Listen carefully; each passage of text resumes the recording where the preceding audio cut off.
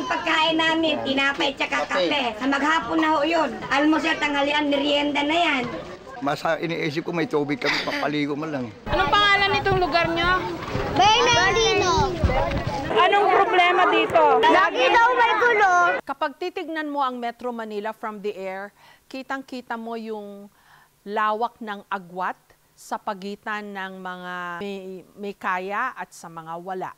Isa sa mga communities na nakapalibot sa mga high-rise nating mga gusali at yung mga mall ay yung Laperal Compound sa Makati, kung saan kitang-kita mo yung pamumuhay ng mga kababayan natin who live below the poverty level. Nakita namin how they struggle from day to day, kung paano nila na itatawid yung pang-araw-araw na buhay.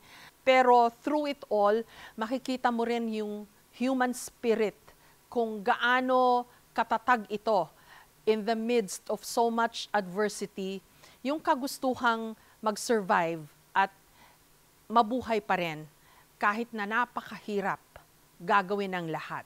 Ako si Jessica Soho. Ako po si Jessica Soho. Ako po si Jessica Soho. This is Jessica Soho reporting. Balikan natin ang paghahatid ko ng serbisyong totoo bilang isang journalist. Bingi ata ako, Mama. March 1989 nang una naming tangkaing marating ang Isla ng Pag-asa. Gaya po ng inyo nakikita, tayo ay nakasakay ngayon sa isa sa mga tangke. Paano kaya sila magpapasko dito, no? This is Hickam Air Force Base here in Hawaii. Ito rin tiyak ang gustong paniwalaan ng marami sa atin. To see is to believe. Samahan niyo po kami sa isang natatanging paglalakbay.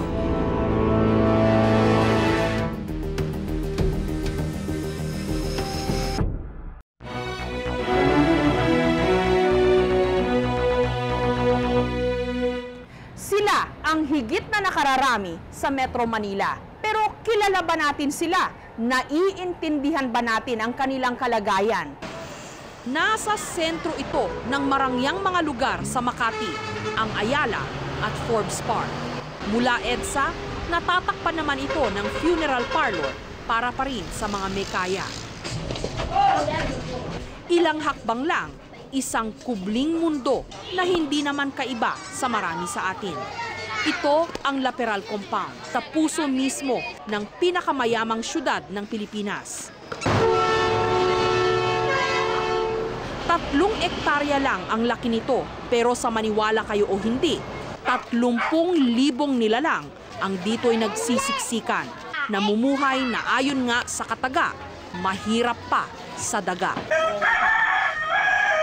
Habang ang ilan ay maagang gumising para maglako o pumasok sa trabaho, ang iba namay himbing pa rin ang tulog.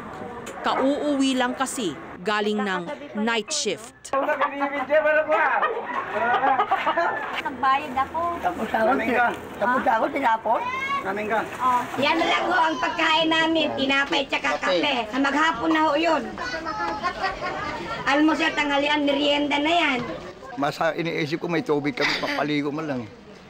Kahit paligo lang po. Oo, ayos na yun. Makapaglaba, hindi ka mabaho man lang ang amoy kambing. Pila balde sa buong Laperal, iisa lang ang source ng tubig. Kontrolado naman ng iilang pamilya ang mga gripo. Kung sino ang meron nito, siya rin ang may kapangyarihan.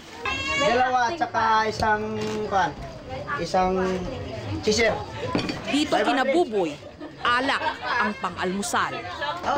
Yeah. Ayun. Kunti-kunti lang kayo, wala tayong pira.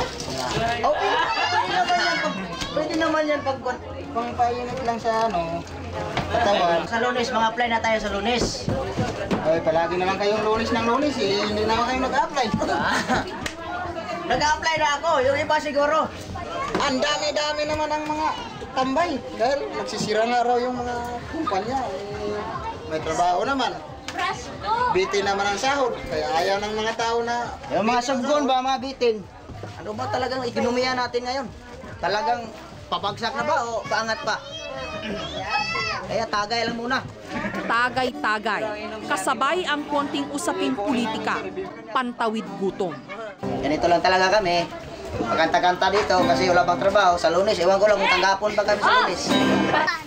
Pero ang iba'y puno pa rin ng pag-asa. Mahirap, pero kung hindi ka tamad, araw-araw hindi ka gutom. Katulad dito. Hindi, ang kita ko lang dito, hindi sa hindi pagmamayabang, may 400 kalahating araw lang yun. Sila ang maghahanap kung saan banda yung nangangailangan ng trabaho. Pero kung wala nga namang trabahong makuha sa labas, ano pa ang gagawin kundi tumambay na lang at magpalipas oras? May kutuhan, manicure, bilyar, bingo. Bagsak man ang pambansang ekonomiya, buhay naman dito ang tinatawag na underground economy. Kesa sa magagawa ka ng bata, daya ka. Kesa magnakaw ka naman, magtongit ka na lang. Saan mo naman yung kinukuha yung pinagtatayan nyo? Abi sa asawa namin pinahanap buhay. Ang mga bata nagkalat sa daan. Sa murang edad, natuto ng magsugal. Kahit balat ng candy, pwede nang pantaya. Pag meron silang gusto hulaan ng bell, tsaka doon nila tataya. Pag lumabas yung hinuhulaan nila, panalo. Ay, panalo ko! Dali! Dali! Teka lang!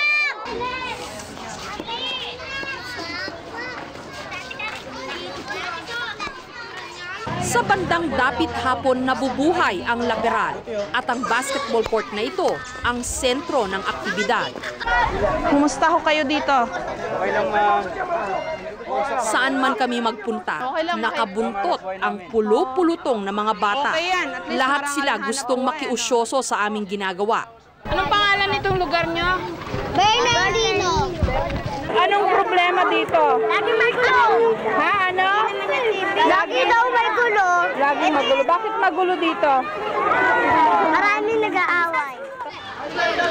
Bagamat maganda ang ipinakita sa amin ng karamihan sa mga taga-laperal, hindi rin itinago ng ilan sa kanila ang realidad. Black sheep ang tawag sa grupong ito. Kapag dating sa trouble, hindi ko kami mamulong kahit saan. Kasi yung pagbabago naman, hindi naman talaga minamadali.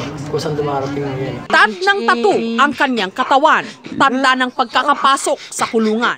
Sa edad na 20, nalimutan na raw niya ang mangarap. Lahat naman talaga ng tao may pangarap. Kaso, meron na talaga tao na nabibigo na ganyan, na nawawala na ng pag-asa.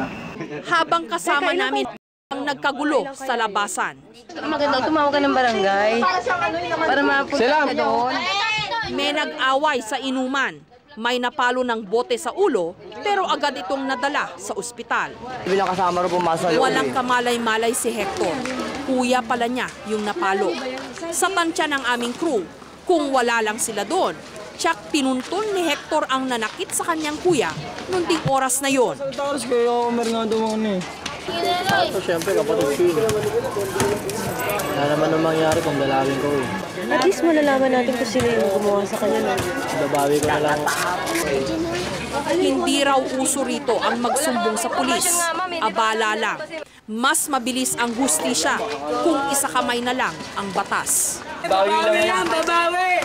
Si Hector, idinaan na lang sa kain ang kanyang pagka-bad trip. Masamang dami yun. Kagaya ko yun. Tapos? Kung tatay nga namin sa puso na, hindi pa namatay. Yung pa kaya na anak. Pero hindi nakatakas sa aming paningin ang kanyang sukbit. 3 kantos ang tawag sa ice pick na tulad nito. Isang madiing baon lang nito, buhay ang kapalit. Ito ang patakarang umiiral kay Hector at sa kanyang grupo para mabuhay sa lugar na ito. Masalimuot man ang buhay sa isang lugar kung saan talamak ang kahirapan, dito'y nasaksihan ko rin ang ilan pa ring mahalagang katangiang tila likas sa atin. Pakikisama, pakikipagkapwa-tao, pagmamahal sa pamilya. Kapareho natin ang kanilang mga pangarap, ang mapabilang sa isang maayos na lipunan.